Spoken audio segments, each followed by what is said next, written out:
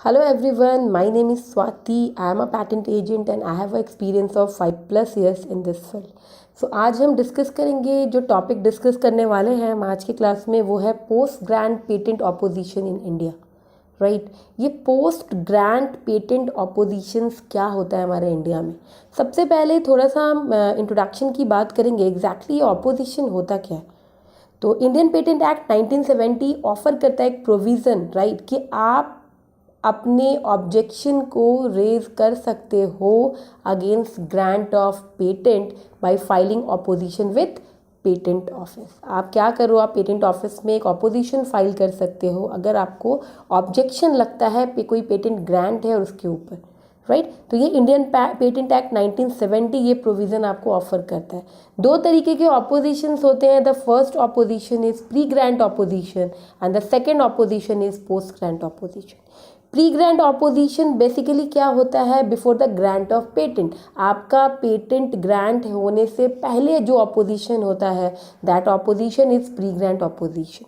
And जो आपके patent grant होने के बाद होता है opposition, that opposition is post grant opposition. Means opposition's can be done after the grant of patent is called post grant opposition and opposition's can be done before the grant of patent is called pre grant opposition.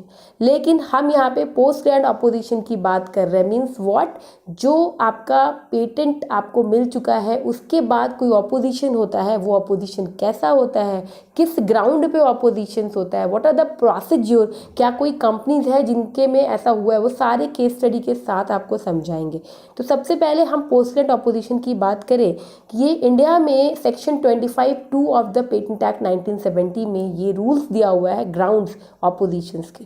तो मैं एक बार read करती हूँ। अ post grant opposition in India is describe in section 25(2) of the patent act 1970। Right? This section explains the meaning, grounds and procedure for commencing an opposition proceeding in India। मतलब basically ये section क्या explain कर रहा है कि भाई कौन से ग्राउंड्स हैं, कौन से प्रोसीजर्स हैं, ये सारी चीज़ें सेक्शन 25(2) में लिखी हुई है। Right, what are the grounds. सबसे पहला ग्राउंड जो है वो है इन्वेंशन ऑब्टेन्ड रॉन्गफुली। तो फर्स्ट ग्राउंड ये कहता है सेक्शन 25(2) में कि जो भी इन्वेंशन है आपके वो ऑब्टेन किए गए हो रॉन्गफुली। राइट, दूसरा है प्रायर पब्लिकेशन। राइट, इस ग्राउंड पे भी ऑपोजिशन हो सकता है। प्रायर के क्लेमिंग की बात करिए, प्रायर क्लेमिंग पे भी ऑपोजिशन होता है। पब्लिकली नोन और used in India before filing, इसके ग्राउंड पे भी ऑपोजिशन होता है। Obviousness and clearly does not involve any inventive steps, इस पे भी ऑपोजिशन होता है। Non patentable subject matter as per act जो सेक्शन 3 कहता है, राइट, उसके बेस पे भी क्या होगा, उसके बेस पे भी ऑपोजिशन हो सकता है। उसके बाद कहता है इनसफिशिएंट डिस्क्लोजर है, तो उसके बेस पे भी ऑपोजिशन होगा। Failure to disclose information under section 8 of the act, तो ऑपोजिशन बनता है। In case of a conventional application, the patent application in India was not filed within 12 months of filing the first application in the convention country। तो ये भी rule है, ये भी आपको याद रखना है कि इसके बेस पे ऑपोजिशन होता है। नॉन डिस्क्लोजर और कोई भी रॉन्गफुल डिस्क्लोजर हुआ हो, सोर्स और जोग्राफिकल ओरिजिन, बायोलॉजिकल मैटर, उसके बेस पे भी आपका होगा। And the last one is the invention is anticipated that traditional knowledge of any local or indigenous community in India or anywhere in the world। Right, तो इसके base पे भी opposition's मिल सकता है।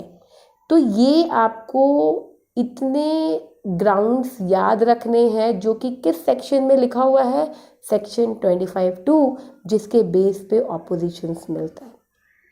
अब जो हमारा नेक्स्ट टॉपिक है जो हमें पढ़ना है कि ये तो ग्राउंड्स हो गए ऑपोजिशन के, लेकिन what are the procedure for post grant opposition.